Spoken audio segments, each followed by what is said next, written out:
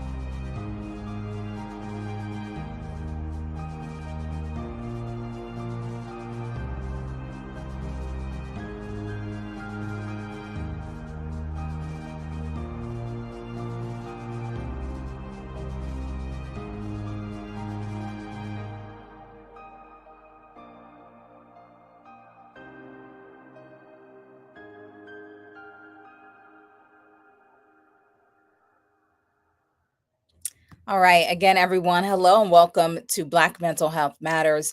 Our mission here is to encourage open dialogue around mental health within the Black community. I am your host, Cynthia Hill, and today we have a special guest here to discuss the topic of cultural diversity and mental health. Thank you so much for joining us.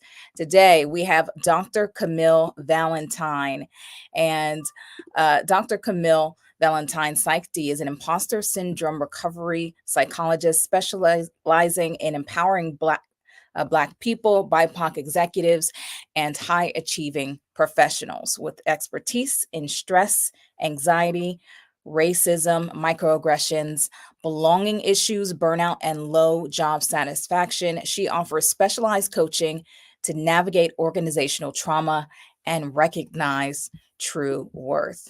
Let's go ahead and welcome her this morning. Good morning, Dr. Camille. Hello, hello, hello, Cynthia, and everyone out there in the world. Welcome to another episode of Black Mental Health Matters. It is such a pleasure to be a guest today. Wonderful. So great to have you. I want to read the rest of your bio. So, Dr. Camille is a seasoned master trainer in alternative dispute resolution and intuitive master problem solving. Dr. Valentine brings over 2 decades of leadership and development training to her transformative work. She collaborates with CEOs, VPs, executives, HR professionals, managers, and celebrities to enhance engagement, stress management, conflict navigation, and burnout prevention. She serves as a resource for employee assistance programs, creating inclusive environments for growth and success. And she is available for leadership retreats, corporate meetings, one on one coaching. She provides a unique and specialized approach to conquer imposter syndrome and foster genuine self recognition and empowerment. Again, thank you so much, Dr. Camille. Thank Excited to you. get started into this important topic. So let's start with this. First, can you share with us some common misconceptions or stigmas surrounding mental health within the Black community specifically? Well, first and foremost, I'd like to say that I love my people. I love my people so much, and it is so disheartening to live in America and to see how we're treated, how we have to work so hard, in comparison to others, and how we're really not getting our just desserts. We're not getting equality.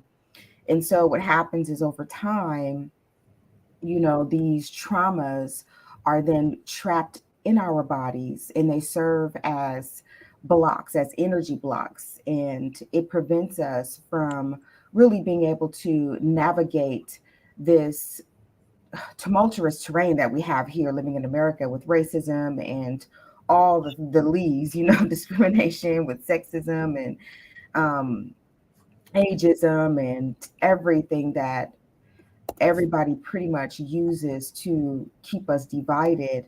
We oftentimes will have some misconceptions about getting help and getting treatment. And some of those misconceptions are stemming around, Black people feeling weak, or we feel that it's just that we necessarily don't, we don't want to necessarily share what's going on with us because we are then judged. That's another thing that is used to, you know, to basically kind of, I'm getting a loss. I'm losing my words here this morning. But when we're looking at these misconceptions, oftentimes Blacks in particular don't want to get the help because we just feel that we can't trust also the physicians and the mental health therapists and those that are in the healthcare system to assist us because our pain is minimized and we're not treated the same as others. And it just makes it that much more of, of an uphill battle to try to fight, another system within the system to help us. So over time, we don't want to go to therapy because it's taboo. We always feel like we need to keep, you know what I'm saying? Like we don't necessarily like to tell our business. We want to keep everything in house, anything that happens to us, especially things having to do with rape or incest and just the, domestic violence, abuse. We don't want to talk about that. We don't want to talk about that. And trust me, I know I grew up in a space where, most of us are coming from dysfunctional families. Most of us are coming from spaces where we are needing some psychological help, or it wouldn't hurt us at all. It wouldn't hurt us at all to get 6 months of some type of therapy, dealing with our families and trying to overcome the pain and the hurt and the betrayal that goes on within our own communities, let alone what's going on outside of our communities. And it's just we just don't get a really good idea about how mental health can really help us. What are you seeing as far as uh, imposter syndrome when it comes to misconceptions with Black Hmm. folks? So when it's coming to misconceptions for Black folks dealing with imposter syndrome, it's again, it's us not really feeling. For first of all, we're still trying to understand what is imposter syndrome, because when I was going through school, I had no idea about what is imposter syndrome. I thought I was going to be doing a dissertation on how to build your self-esteem in the workplace, and over time I'm going, wait a minute, this is this is something bigger. This is way larger. This has something to do really with the internal struggles of us feeling as if we're not worthy, we are not belonging. We have, um, you know, come into these spaces and we're not feeling as if we're going to make it. And what's happening is that we are not reaching out for help, and the help um, that we are not reaching out for never comes. And because it never comes, then of course we start doing things like overcompensating for the work,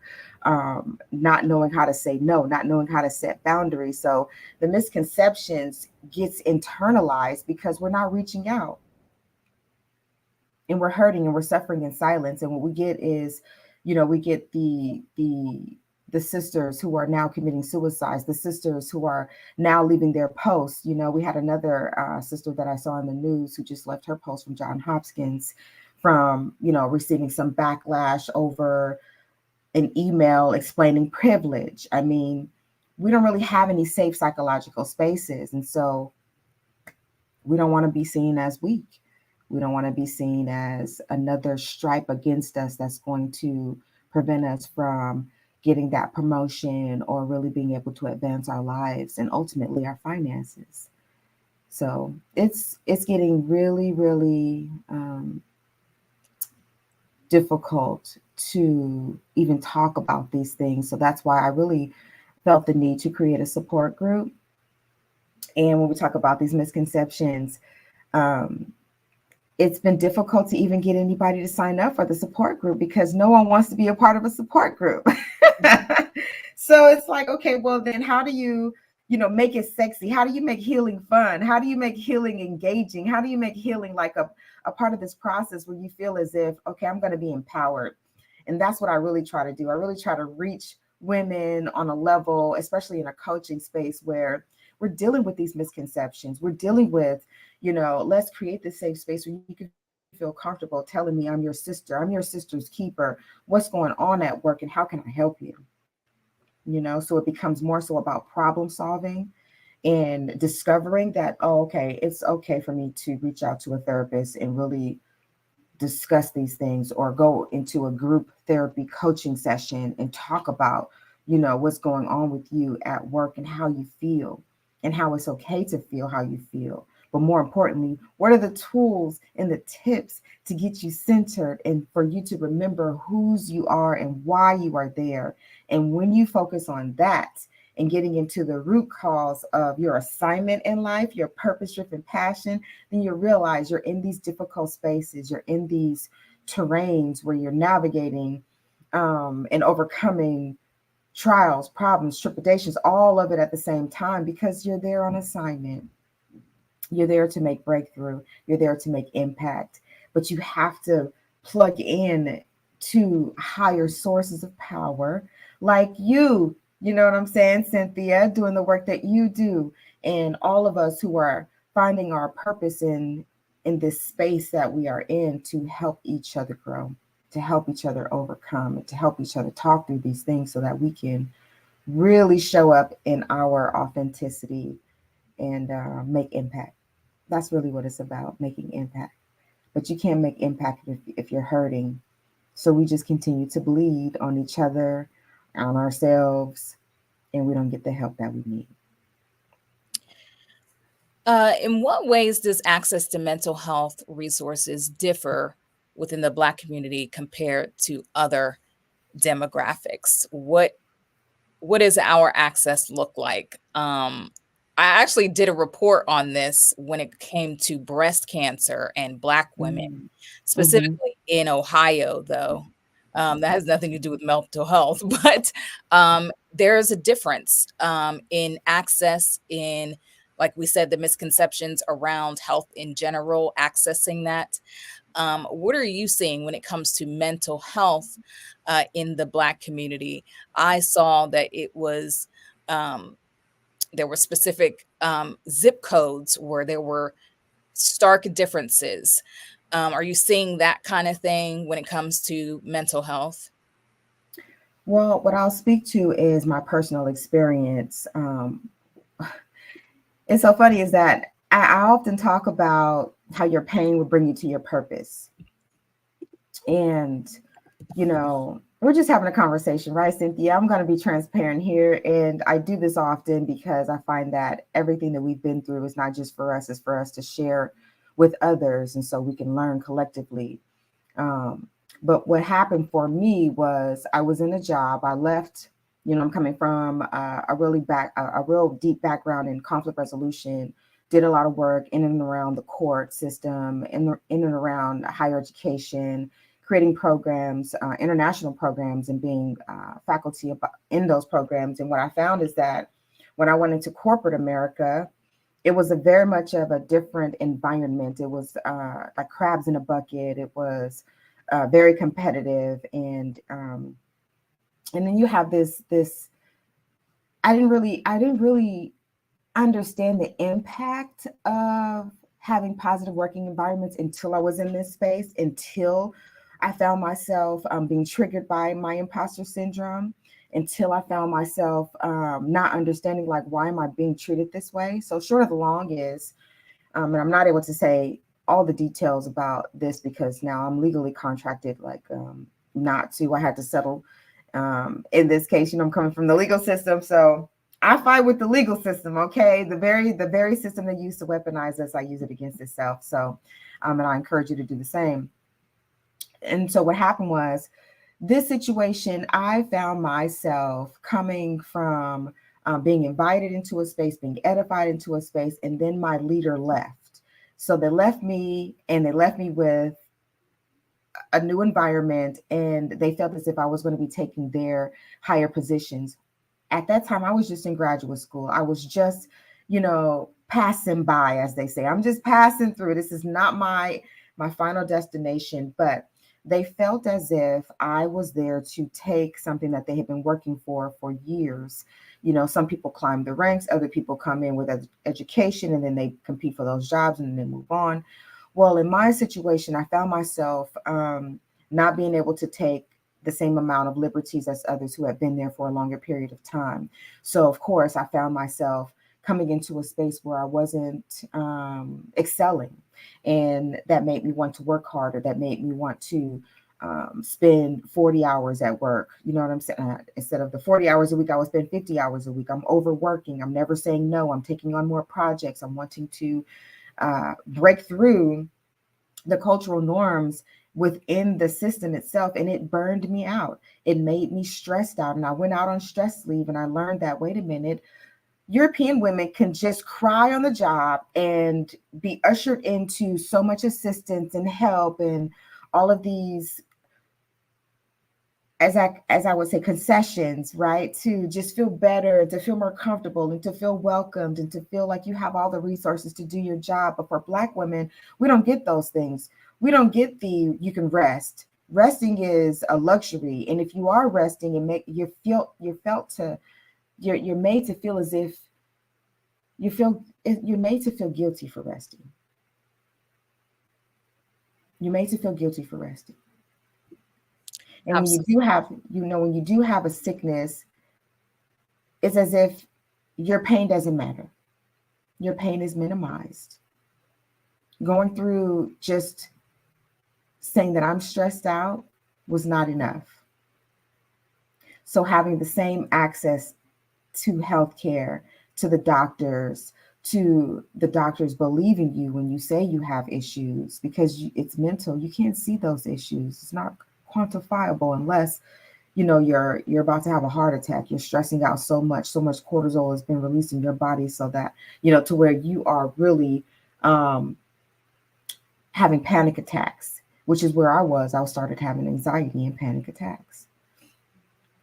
And so what do you do when you go to the doctor and they don't believe you? So we've got a lot of work to do in this area.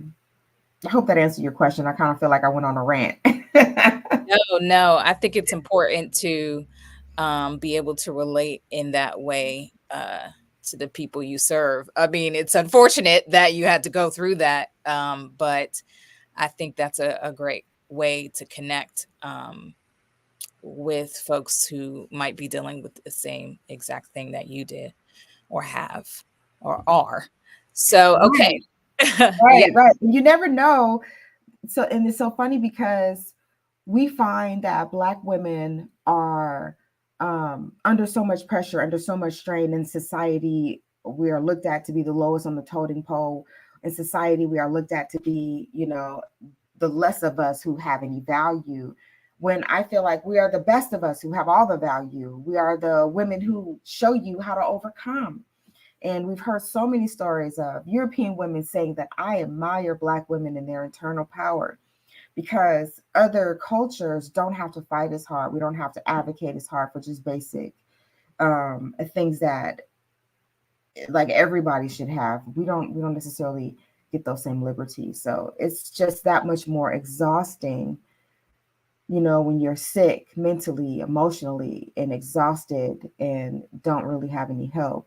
How then do you find peace?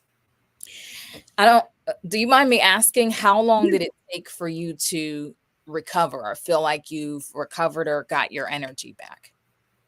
So it took me a long time to, because it was during the COVID season. So I ended up catching COVID 2, 3 times. And it was really, I was so frustrated because it was right around my birthday. I just caught COVID. I just went out on stress leave. I had an African American manager who didn't like me. and of course, was they basically was getting me out of the company. They knew how to water hose me. It was case management. I was not able to catch my breath. They stressed me out. They knew how to stress me out, right? And they knew that I could never catch up. And so all they did was just pour more work onto me and not allow me to really come up for air. Or I didn't feel comfortable even going to HR. And so when I realized that I'm in a real sticky situation here, I tried my best to dig myself out of a hole. But then when I couldn't, then it was I had no peace while I was on my stress leave because they were worried about like, when is she coming back? Like, there is no comeback date. How then can anybody be on stress leave and not, how are we going to hold her job? How long are we going to hold her? It was just like, wait a minute, let me just get my bearings here. So it took me almost 2 years to overcome this issue of internal dialogue and stress, because now my self-esteem is being impacted, my confidence is being impacted.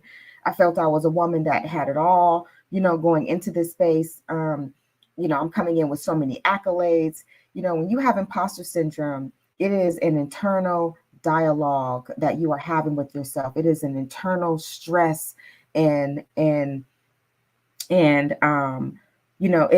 is as if you are feeling like an imposter to yourself, let alone to other people. And because you feel that you're not like yourself, and because you have this internal dialogue that is really full of negative voices, self-deprecation, feeling as if you are not worthy, you're not qualified, despite my qualifications, despite all of my education, despite I had more education than those who I was working with. So, of course, they felt intimidated. But for me, and me not being able to excel at my current role, it made me feel as if I was unworthy. It made me feel as if I did not belong. It made me feel invisible. And it caused me to work harder. It caused me to stress myself out and to go on burnout. And I did not even want to put that job on my resume. That's how bad it was for me. It was like you didn't even exist to me because of the treatment that I felt there. And because we were in COVID, it just exacerbated all these feelings. And that's when I really discovered. So it really was a blessing, because I would have never found out about imposter syndrome or the imposter phenomenon unless I had went through that experience. So in a sense, I kind of want to thank Pauline Clance and Suzanne Imes, the original psychologists who discovered this was an issue when they were dealing with, white women who were highly successful and accomplished and had it all, but they did not feel accomplished. They did not, could not internalize their successes, and ultimately felt like someone was going to start tapping them on their shoulder and say, "Hey, you, Kathy, you don't belong here," So it's an interesting situation to navigate through, but it's possible when you start loving yourself, when you start realizing that you do not need to be validated by these colonizing environments or these energies. If you're working with a colonizer, because you can work for Europeans and it not make you feel a certain type of way. I've worked for plenty of other types of races and they don't make you feel a certain type of way. It's only those who want to take from you, who do not want to elevate you, who are racist, in my opinion, and have biases, whether it's conscious or unconscious. You have biases, and you're a protector of the system because it benefits those who are in power. So you want to perpetuate that power and keep it in house. And so ultimately, as Black people, Black men and women of color, professionals coming through these spaces, we are overcoming not only the mental parts of it, but also the physical parts of what it's doing to our bodies. And then also the financial part of us being breadwinners and not necessarily having the luxury, with being single parent households. It seems as if all the other races are celebrated and are expected to have a partner, to be married, to have a balanced family, right? To have that, that extended family. But for us, you're lucky if you have two parents in a household. You're lucky to have your mom and dad, be alive. have access to them. I lost my parents at 8 and 9 years old. I was raised by my grandmother, who was a recovering alcoholic and drug addict, coming from, again, a time and place where the Black people were preyed upon with drugs being dumped in our families. Like, we had a very good family structure, it seems as if, to me, um, in the late 70s. I'm born in the late 70s. So I'm like, in the 70s, I'm like, coming into the 80s, we had so much more togetherness. And, you know, coming through these political agendas, our communities have always been left to fend for ourselves and preyed upon and torn apart. And so when we split up the Black family, what we are seeing today is Black women, or even single Black men, not having the luxury to take time off to heal themselves.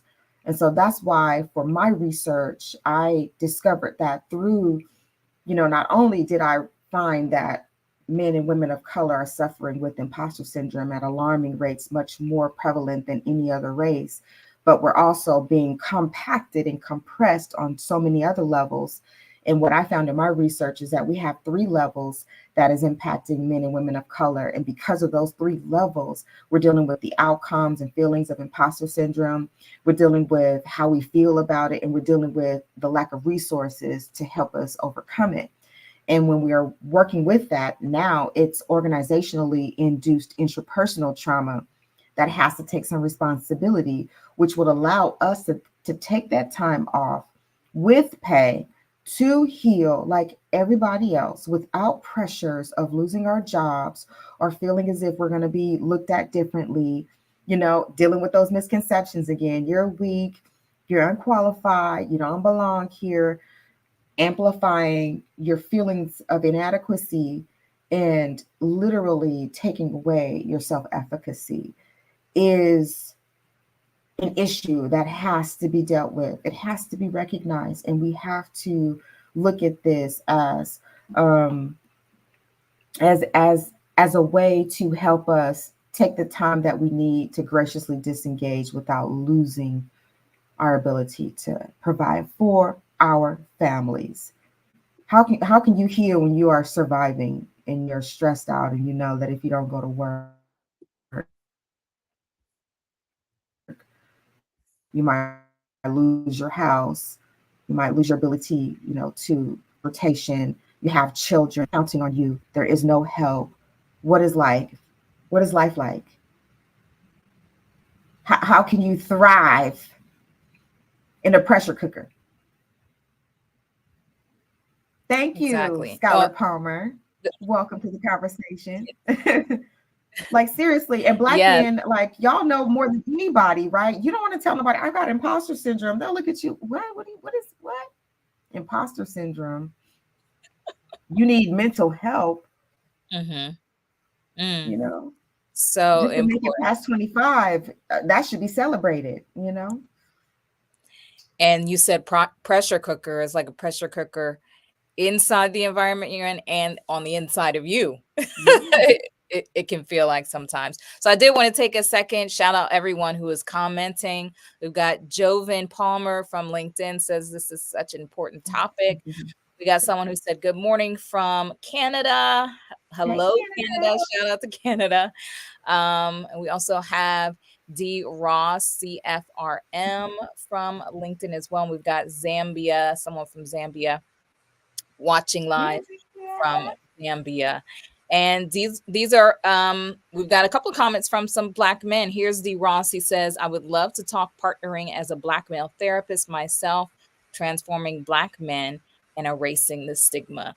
I think mental health right now is a buzzword. I would say it's becoming less taboo in general. I think that's my opinion, but because I've seen a lot of Black men, podcasting about this topic, but I believe as a community we have so much to unravel, apart from Mhm, uh, you know, systemic oppression, slavery, being enslaved. Um, mhm. we still have those leftover mindsets from families who have been enslavers.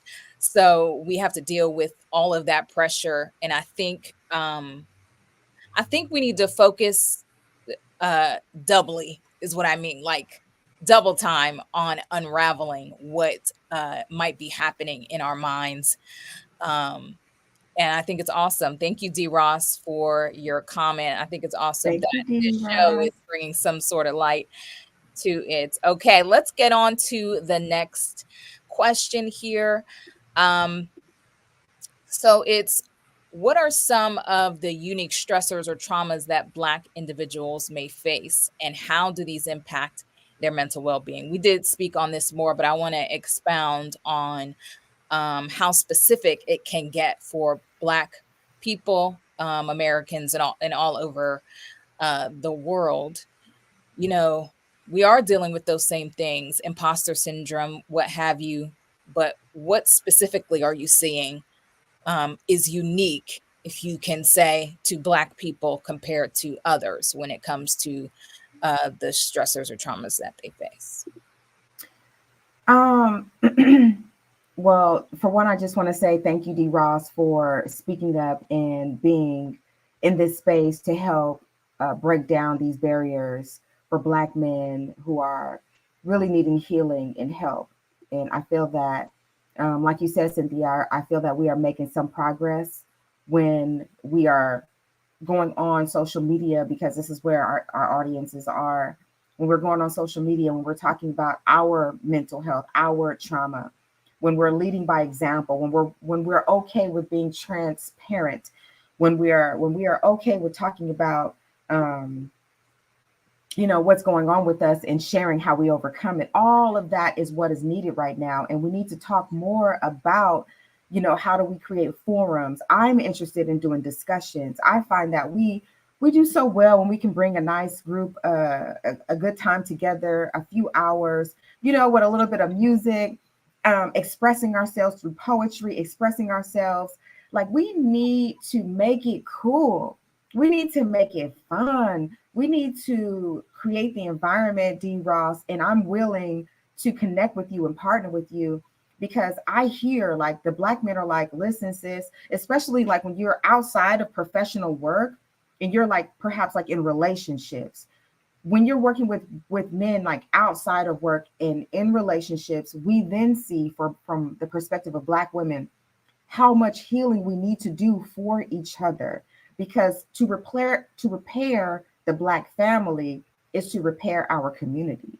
So when we're talking about dealing with these particular stressors and traumas, so now we can go into this question, because I had to I couldn't leave my boy out there, right? Scholar Ross, I had to address that, because we need more Black men like you leading in this space, writing books, doing podcasts, getting on some these platforms, YouTube, engaging with us, talking about mental health matters. We need this.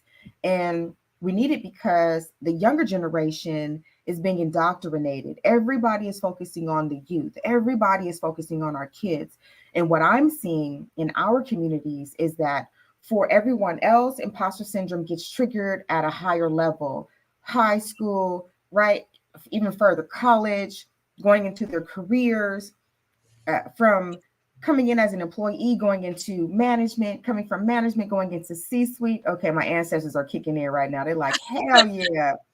Okay, y'all. Um, so I'm like, but what's happening with us is that we're starting to see these issues, these internal issues happening and developing in our kids at elementary school. So now we've got to go to elementary schools to start building up our self-esteem and our minds. So what we are seeing right now is, for us, when we are brought into spaces, it is pretty much everything I've been talking about. Individualism, we don't have any, because we have to now conform and be a part of groupthink, which doesn't allow us to express ourselves, and it doesn't allow us to be seen, and it does not allow us to stand out and use our authenticity and our voices and our gifts to help companies grow. So essentially, the organization is suffering because you're not really benefiting from the innovation and the talent that you have within.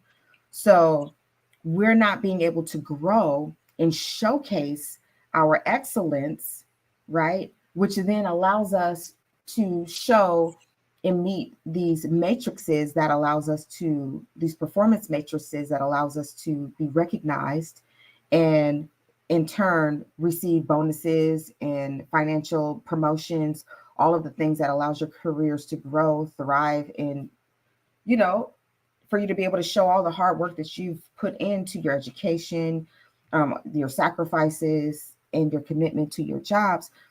We're not able to extract the benefits of being and overcoming in these spaces like others, right? The promotions, from management to VP, senior VP. You look at the organizational structures, check your organizational structures to see if there is real true diversity where it matters, not just on the front line, but where it matters. So when we talk about traumas, we are now looking at what happens to us when we feel like we don't belong.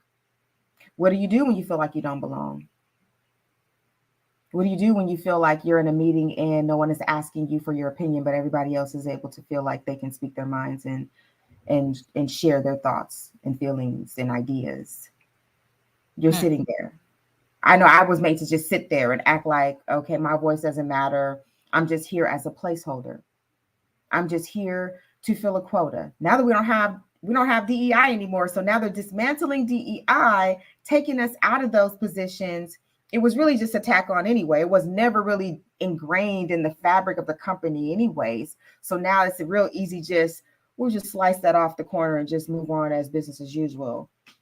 We don't have those opportunities anymore. So being stressed is a number one killer for heart disease for women. Black men, suicide rates are up 30%. Our kids are being impacted, and it is at a national critical level, seeing what is happening to their tiny spirits, Black souls, Black spirits, Black joy, right? Ancestors going off again. I can't make this up. Um, but when we're looking at our generational trauma, we're being triggered a lot sooner than most. So it just means that we need to love ourselves that much more. It just means that we need to be able to um, show up in a more positive light. Because if you watch television, if you follow society, if you follow Sexy Red, if you follow, all the, oh my gosh, I don't want to go off on a tangent with this, but if you are allowing the entertainment industry to lead your kids, to be that example, we're going to lose. We're going to lose. So that's why we need all of us to show up in these spaces and show our authentic selves, because we are cool, we are magical, we are amazing, and we are brilliant. And no one can take that away from us. So, talk about stressors. Please make sure that you're meditating, that you are exercising, that you are saying positive things to yourself. Um, just for example, it was very interesting. Now, I'm definitely a spiritualist. I'm coming into a space because I know that, if it wasn't for God, I would never have been here. I also understand from an ancestral position that I chose this life. This was my soul contract. This is my purpose. And all the pain that I've been through, all the pain that you all have been through is for you to find your purpose. So I found my purpose in my pain. So I'm not just talking, you know, at you. I'm sharing with you what I went through and how to overcome it. So I know I had to deal with myself and love myself where I was. I got into therapy. Okay, I still have my therapist in my cell phone just in case, because I do not feel, any type of way about getting on the phone and calling and having a therapist a session or two if I'm feeling overwhelmed. join in sister circles, join in support groups. I have a whole support group in space. There is no space on the planet right now where Black men and women professionally can just talk about how they feel about imposter syndrome. Like, we don't have those spaces. And, but now we do. And now most of us who are in the Black mental health space got books and podcasts and all different types of academies and programs. So we need to hear those things. We need to see those things. Um, but yeah, what was the question? Because I'm going off on a rant. Oh no, that was lovely. Okay. We're gonna move on to the next question, but it was about, how the stressors for Black people and traumas differ compared to others. Um, Yeah, we yeah, have it way worse. Short yeah. answer is we have it way worse than everyone else. But at the same time, that just makes us so much more resilient, so much more capable of overcoming trials, tribulations, all of it. That if you look at others also before we move into the next thing, because I just want to put a pin right here, because so many of us kind of get stuck in the oh woe is me, but we forget to look at how strong we are, how resilient we are, how much we've overcome, how in the storms we've been able to make something out of nothing, how when it's been chaos we found peace. So it's really finding the resiliency in ourselves and not feeling as if we need to be validated by anybody, loving ourselves. You really, for me, I decided that I wasn't going to care anymore about others and how they thought about me at work. I knew I was amazing. I didn't need you to tell me I'm amazing. I'm brilliant. I'm smart. So I had to look at myself and tell myself that every day. I have to build on myself, my confidence by listening to affirmations. And just the other day is what I was going to share with you. I've been investing in the stock market. I learned how to trade, which also helps those of you who feel like you can't speak up because they might impact your money. Anytime that you are a disruptor, anytime that you are someone that is a leader and a trailblazer, and you know the cancel culture is real, right? We hear about it, we see it in the social media with our celebrities who are speaking out and talking about truth. What happens to them? They always want to weaponize finances, but when you are financially free, when you are financially secure, you are so much more confident. When you have a choice to work, you are so much more confident. That's why investing and learning financial literacy is also key to overcoming some of these stressors, right? So I just learned just this past year, I got a coach. He taught me how to trade in the stock market. We did some paper trading. And then now I've been releasing the stock market, like to trade for real. And it's been so exciting. And I was doing well. And then bad news started coming in the media. So it started affecting my trades. And then I found myself making, really like premature decisions, not going back to my fundamentals, ignoring my technical analysis, like really not believing in myself and my decisions. And I was getting indecisive. And I was like, oh, hold up. And I just remember taking a pause and I looked in the mirror and I said, wait a minute. I am a successful investor. I am a successful investor. I am a successful day trader. I am a successful investor. I am a successful entrepreneur. I am a successful mother. I am a successful. I just went down the list. Whatever I was feeling, I said, oh, it's been a while since I spoke these things over my life. It's been a minute, and I'm used to speaking every single day. And then I ended up coming to the Bay Area from Hampton and got into a different groove. And next thing you know, I got out of some of my rituals and my best practices. And my self-esteem my confidence started to. And so I said, oh, yeah, don't forget, guys. So I went on my platform and I said, hey, don't forget to speak life over yourself. The energy, the universe, it responds to us speaking positively to ourselves and believing that we deserve things. So no matter what we are going through, always remember we have the power right here to change our realities, to manifest a difference in other people's lives, our lives. Like, that's who we are. We're change makers, chain breakers. Like, I'm here to empower Black men and women of color. No matter what you're going through at work, we always have options. We always have solutions that does not result in us hurting ourselves or damaging our careers. So when people work with me, they leave empowered. They leave knowing a strategy. And sometimes it's an exit strategy. Sometimes you're working in these spaces, guys. If it's that toxic, guess what, baby? You can leave. It's just like a relationship, like an abusive relationship. Now, I've been through that. Married, 20 years, domestic violence, single mom, trying to go to graduate school, overcoming systemic racism. Trust me, if it was a space that I was not celebrated, I learned when I found my peace to never let that go again. Not for anybody. When I found my joy, I said I can choose joy, right? We just had Black History Month. We're learning. We're learning. We don't have to choose trauma. When trauma chooses us, we can choose joy, because the things that we think about, the things that we dwell on, what we focus on is what comes to us.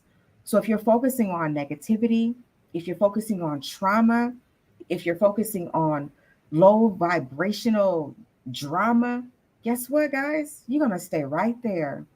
If you're trying to combat that manager who don't like you, who's racist, guess what, guys? They're going to keep you right there. But if you flip the switch and not come in angry, not come in disfigured, come in prepared for battle, right? Wake up and let the enemy know, guess what, guys? Y'all messed up. Y'all messed up because I'm awake now. And when I'm awake and when I step on the scene, change happens. I'm awake now. And when I show up, because I have the Holy Spirit on me, and because I have purpose in me, and because y'all don't know that I have purpose, that's not my business. My job is to remember I have purpose because I'm connected to the Most High God who gave me this assignment. So these people who we work for, who treat us certain types of ways, it's because that's what's going on within them. They probably have imposter syndrome. They probably have low self esteem. They are most likely intimidated by you or anybody else for that matter. They are the ones with the problems. So let's stop taking on people's problems and focus on how to empower ourselves. And if you don't like where you are, baby, we are in a day and age where you can create a coaching program, a consulting. You've got expertise that you can monetize. We are living in a day and age where you can go on YouTube and create a YouTube channel and work for yourself. Go on TikTok, be an influencer. We are working in a day and age where all that you have learned, all the skills, we're needing our praying grandmothers. We needing the community, the collective, to remember who we are and all the amazing things that we have done and all the things that's been stolen from us. So it behooves us, right, to protect our intellectual properties, to use the information that we have out here in the world to empower ourselves, build our own networks, and really work with those who want to work with us. Like, I'm not forcing nothing this year but rubber bands right behind my money. That's all I'm forcing, right? So I just want us to remember that we are the innovators, guys.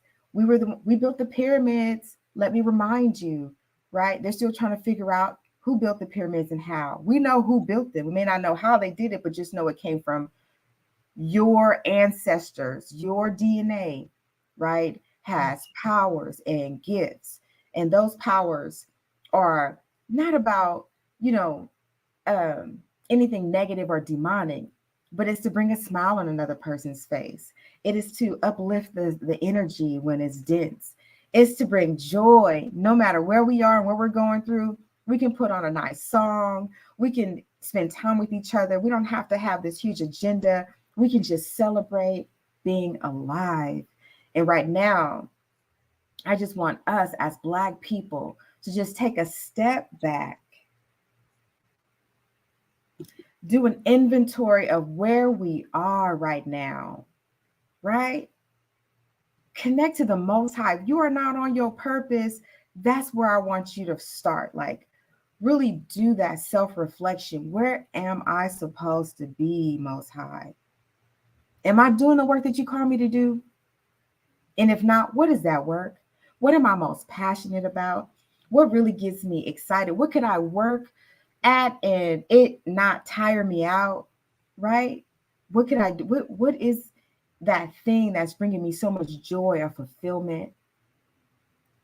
So sometimes you're on your job and you're being stressed out and you're going through these organizational traumas because it's time for you to go, my love. That's the sign for you to do your own thing or to transition into the next assignment. All So right. Yeah. yeah, go for it. Next question. No, Siku. yes. Siku says, keep streaming on live like this more often. Thank you. And I want to shout out a couple more people. Vision Center for Special Needs is watching from Kenya. Kinkumu Tawaha is watching from Burundi. Shout out to everyone. And we've got Titus from Liberia and Antonio from Germany. Thank you so much, guys, for tuning in. I have one more question Okay. I want to go over, and that is what's the importance of cultural competent mental health care for Black individuals? And I would say on both sides. Mm-hmm. We kind of touched on it on how Black people can educate themselves, but what about those we work with, and then also our healthcare providers? How important is it to be culturally competent? Really, for them to be culturally competent, and for us to evaluate how it's different for others when it comes to mental health resources. Mm-hmm. I find that it's very important to have cultural competency in all professions. I feel not just in the mental health, because I just feel as if when you know who your client is, let's just call us clients, right? When you know who your clients are, it's easy to serve them. If you don't know who your clients are and their needs, it's hard to serve them. So I feel that when we're working with others who may not be culturally competent, they're doing a disservice to themselves because they're not knowing how to reach us. One thing, I was just having a conversation the other day with one of my colleagues, and we were talking about how the Asian community, they study us. They study everything about like our hair, our needs, and then they bring those services to our community.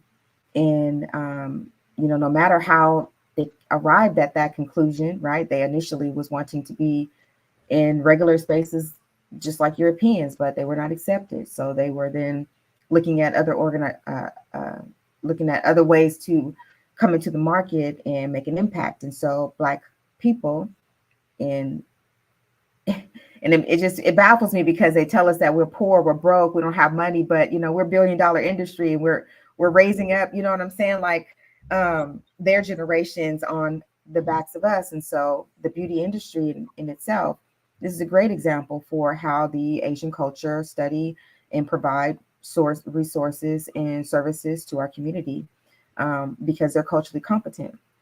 And now they're getting into a space where they're looking into Africa, making investments into Africa. Now they're looking at, twisting their hair and making it look woolly like us. I mean, like we have huge impact. And so if you can imagine other cultures, if they were serving us, if you're bringing services to us, then you would know how to reach us. You'll know what's important to us. You'll be sensitive to help us overcome certain challenges that that we're dealing with. When you don't have cultural competency, what you get is biases. You get the regular world. you pretty much, an individual who doesn't have empathy, is not connected to the reality that they are in, and therefore do a disservice to the community that they serve. For example, my last organization that I got my degree from, I'm going through a battle with them because they don't have psychological safety there. They feel that the European women that's running the program there are sound and have been doing a good job, when I beg to differ based on my own personal experiences. But because I feel like they don't have cultural competency, they don't know the impact that they are making or having on my mental health by, you know, how they're not being professional, or how they're not really owning up to giving the education that they said that they would, right? I mean, it's like, you're a business, so you're expected to provide services on a certain level. When that level is not there, or if it's not met, then what is expected to come out of that exchange? So what's expected from me is for you to, um, you know, whatever your job description says, for you to perform in that manner. But when you don't have cultural competency, you feel as if your job description does not matter. You are above your job description. You are above the law. You are above any types of rep, as they say, any kind of consequence. So when there's no consequence, there's no cultural competence, and there is no collaboration, what we get is abuse. What we get is microaggressions. What we get is racism and all the things that comes along with it. So we have to be advocate for ourselves. We have to be mindful of the power that we have, the resources we have, and we need to be, um, um, as they say, we need to have confidence and to use those resources. It's one thing to have the resources. You can sue someone, but you could be afraid to go into the legal system and and stand up for yourself. So um, we can do this, guys. Yeah. Earlier today, you touched on how important it is to, I guess, find your tribe in a way. And Yeah. you said you're putting together a focus group, and that group dynamic, relating with one another is Hmm. so crucial to healing. Um, I wanted to say, uh, as a journalist, I went to our Black Journalists Conference in, I think this one was in Miami. This was years ago, but I remember on the agenda for one of the days was a mental journalist, Black journalist and mental health session. And when I tell you that place was packed out, Mm-hmm. it was like we don't have that, uh, a safe space in that way to discuss Mm-hmm. really what's going on, in the news industry and what Black people are dealing with specifically. So Mm-hmm. I think to your point, um, it's so crucial in order Mm-hmm. to overcome. And of course, I was in there, taking notes and Right. internalizing testimony, Mm-hmm. testimonials of what people have gone through and how they overcame. Mm-hmm. I It's think it was so, powerful. yes, it is. And it's so much pain, Cynthia. Like, it breaks my heart because when we start off in these sessions, you know what I'm saying? Like, and these are sessions that can be hosted.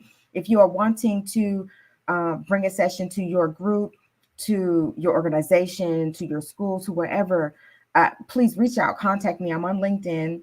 I've now started to do these lunch and learns live. And I did the last two on StreamYard, but I couldn't interact with people. So it was really weird for me. I'm switching it over so I can be like really on Zoom. So I'm gonna go over my registration form and get all that stuff done this weekend.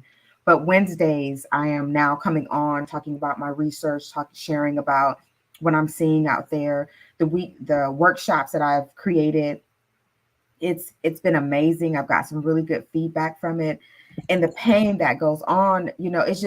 That's how I knew that we needed a support group, because I saw that there was such a huge need for us to just unpack this stuff, to just be like, wait a minute, you went through that, I went through that too. That moment where you're like, I'm not alone.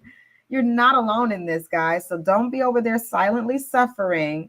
We need your light to be like inflamed. We need you to be so on fire and empowered to do what you're called to do, The only way you get there is to plug in and get some help, guys. We love you so much. I'm so happy that all of you who are tuning in today, that you joined us. I appreciate the time. Thank you, Cynthia. You did a great job. Of course, thank you. I did want to take a moment. I was wanting to uh, kind of pick your brain a little bit. Yeah.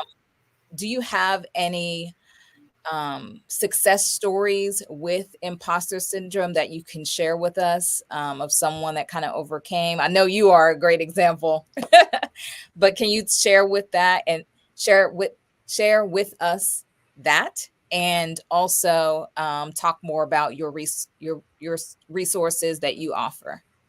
Oh, yeah, sure. So when I'm working with individuals who have imposter syndrome, one of my really good friends, honestly, it all starts from within because I'm so very new at this. And they share with me what was going on. But one of my really good friends, she has overcome imposter syndrome, and it's something that really, honestly, that she still manages because the triggers. When you are coming into a space where, let's say, Cynthia, you have imposter syndrome, and now you're going to be asked to be a speaker. You are now going to be not a panelist, but a keynote speaker. Do you know what kind of trauma you're going to give yourself if you don't like believe in yourself? Like, I can do this, I'm amazing, they asked me because I'm competent, I'm qualified. You Mm. may say no if you don't feel that. You may say, oh no, I'm not ready. No, no, me, no. You might be a shrinking violet. So what I really love to celebrate is when I'm working with clients who had low self-esteem, who had little to no confidence, and they are speaking up for themselves. They are sharing their ideas in those board meetings. They are living life on new terms. And the term is that I'm not living my life to seek validations from others, especially like my superiors who are not there to, you know what I'm saying, edify me. And I know that that's they're not feeling me like that. So that's okay. I'm gonna feel myself like that. I don't need that from you. I'm gonna get it for myself. So with her, I'm so proud of her.